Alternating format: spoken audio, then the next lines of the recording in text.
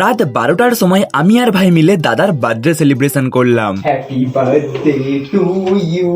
দিনটা ছিল 13 আগস্ট রাত্রিবেলা। 14 আগস্ট আমার মামার ছেলের জন্মদিন। 15 আগস্টের দেশ স্বাধীন হওয়ার ঠিক আগের দিন আমার দাদা স্বাধীন হয়েছিল, না মানে দাদার জন্মগ্রহণ করেছিল। সেই জন্য আমি আর ভাই রাত্রিবেলা বেরিয়ে পড়েছিলাম মামার বাড়ি গিয়ে দাদার বার্থডে সেলিব্রেশন করব বলে। বাট আমি আগে থেকে কোনো কেক কিনে রাখিনি, আর আমার জন্য তো রাত্রিবেলা কেউ কেক দোকান খোলা রাখবে না।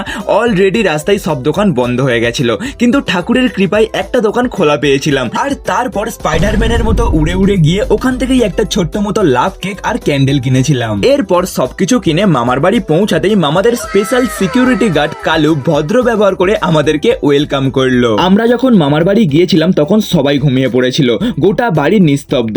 আর এইদিকে বার্থডে বয় ভোঁস ভোঁস করে নাক ডেকে ঘুমাচ্ছিল। তখন ঘড়ির কাঁটা 12:15, তাই আমি আর ভাই কিছুক্ষণ ওয়েট করলাম। আর তারপর আমার কিউট মতো কেকটা সাজিয়ে রেডি করছিলাম। কেক তো রেডি হয়ে গেছিল, কিন্তু কেক কাটার জন্য কোনো ছুরি ছিল না, তাই লাস্ট পর্যন্ত একটা চামচ নিয়ে ঠিক রাত 12টার সময় আমি আর ভাই ফুল রেডি হয়ে গেছিলাম সেলিব্রেশন করার জন্য। আর ক্যান্ডেলটা জ্বালানোর জন্য সবে পাখাটা বন্ধ করেছিলাম। আর সেই গরমে বার্থডে বয় অটোমেটিক ঘুম থেকে উঠে পড়েছিল। আর ঘুম থেকে উঠেই ঘুমের ঘোরে কেকটা না কেটেই একা একা খেতে শুরু করে দিয়েছিল। আমি বললাম আগে তুই চামচ দিয়ে কেকটা কাটবি তারপর খাবি। সো গাইস, আমাদের এই কিউট মতো বার্থডে সেলিব্রেশনটা তোমাদের কেমন লাগলো অবশ্যই কিন্তু কমেন্ট বক্সে জানিও।